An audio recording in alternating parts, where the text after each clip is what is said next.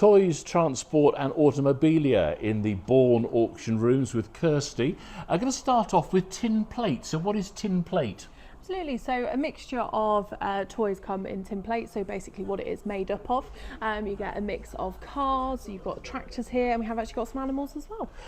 What about the actual makers? Does that make a difference when you're auctioning something like this? Yeah, so absolutely. Depending on the maker, everybody knows that a brand will make a difference. We have got brands here such as Metoy. This one is actually a Metoy tin plate clockwork car. So you see quite a few of these sort of from the 1920s, 1930s era, quite highly collectible. And other tin plate items, again, sort of age-wise, that will make a difference to what they fetch? Yeah, so you get a mixture. So alike with everything, you have reproductions. So the sort of Japanese, Chinese market produced quite a few in sort of the 50s, 60s and onwards. So you'll see the helicopter in the top here is actually much newer than most of the tin plate that we have, and it isn't an older example. Again, when we talk about these things, I notice there's a box here. Can that make a difference again when you're selling something? Yeah, so always, if you've got a box, it's always worth sending it in with it. It can add value to certain things.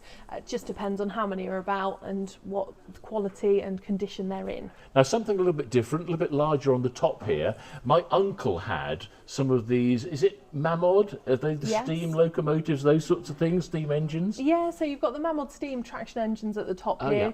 So you sort of get the TEA1s and the TE1s, so slightly different versions. These ones have got the boxes with them, which is always nice to have.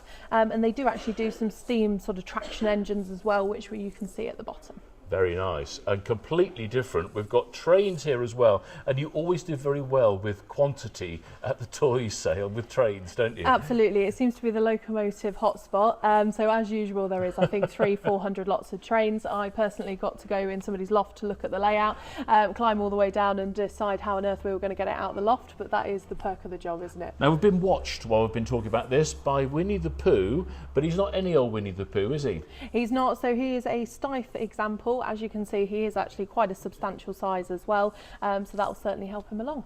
Yeah, does it make a difference, the size of a Steiff bear, or is it more the age and rarity factor? So all of them are factors, but ultimately the larger examples they don't tend to make as many of, so that is why sort of a shorter run of them is produced, so there's less on the market, so in theory the higher the demand. We would all like to find a Steiff bear in the loft. This is an easy one to identify. Big Steiff label in the ear, but also labels around his neck as well. Absolutely. So most do, certainly of the sort of modern era, sort of 1900s onwards, will have that sort of tag and label. Some of the earlier examples will have what you class as a classic teddy bear label, just sort of on his bottom there, a little tab, and of course they all get worn over the years, so you've just got to know what to look for. Indeed. If you'd like to know more, go to the website goldingyoung.com.